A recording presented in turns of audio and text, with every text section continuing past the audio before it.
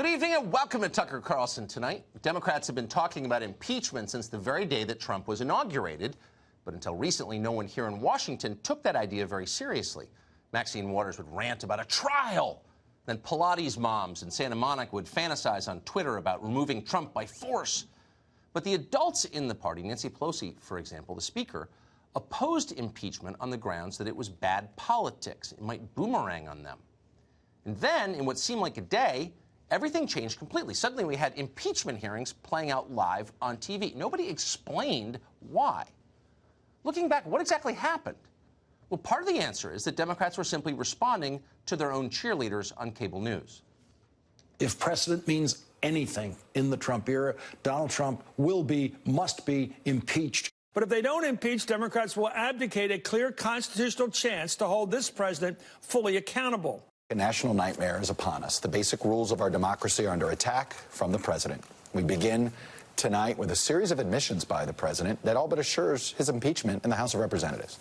I don't understand why the fact that impeachment is polarizing is some sort. It makes them just as cowardly as the Republicans. Absolutely, and to my mind, it also is an abdication of their constitutional responsibility. Will there be any consequences for this president who is continuing to defy the rule of law?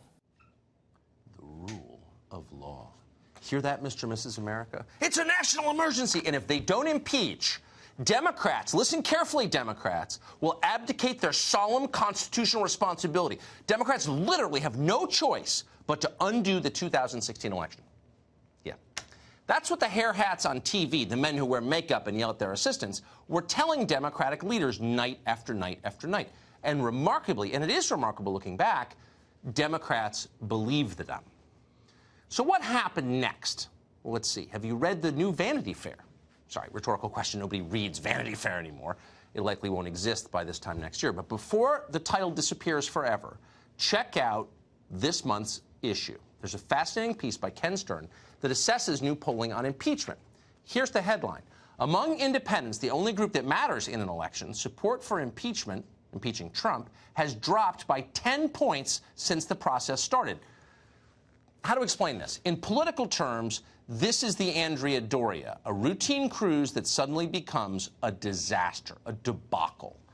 They spent 2 weeks telling you that Donald Trump is a criminal.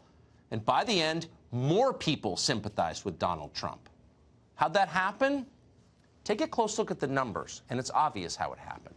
Independent voters were asked to rank 11 issues in order of their importance. First on the list was fiscal health.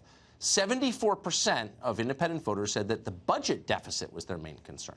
72% said health care was the main concern. 70% said infrastructure. Pretty conventional. Impeachment? That came in dead last. 11 out of 11. Only 37% of independents thought it was a priority at all. By a margin of 3-1, and this is hilarious, independents said that impeachment was more important to politicians and the media than it was to them. These are not subtle numbers. So how did Democrats miss them? Well, because they only talk to each other. This is what happens when you let Jeff Zucker run your political party. You start to imagine that CNN's primetime lineup somehow speaks for America rather than for a tiny, out-of-touch little part of it. Zucker tells you that impeachment is the only issue that matters. His eunuch agrees with him, and you believe them. Come fall, you lose the election. In a moment like this, weirdly, it's the non-politicians who seem to see things the most clearly. Here's Andrew Yang after last week's presidential debate.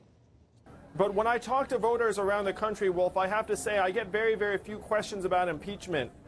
I know that there are people who are very intent on the impeachment proceedings day to day, but that doesn't line up with what I'm hearing from voters here on the ground. So would Democrats, you believe, be better off simply wrapping up this impeachment process sooner rather than later?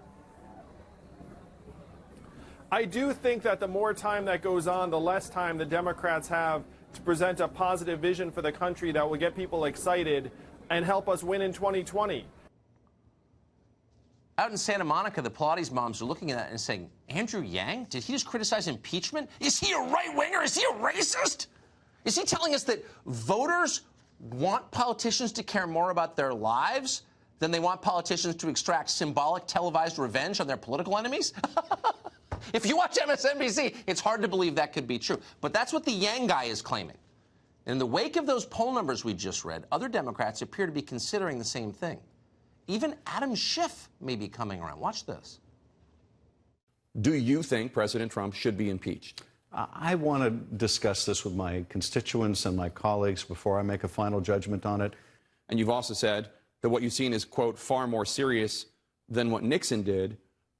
Explain to me how you have not come to the conclusion that the president should be impeached. I mean, it sounds like you think he should be impeached. Well, I certainly think that the evidence that's been produced overwhelmingly shows serious misconduct by the president. But I do want to hear more from my constituents, and I want to hear more from my colleagues. This is not a decision I will be making alone.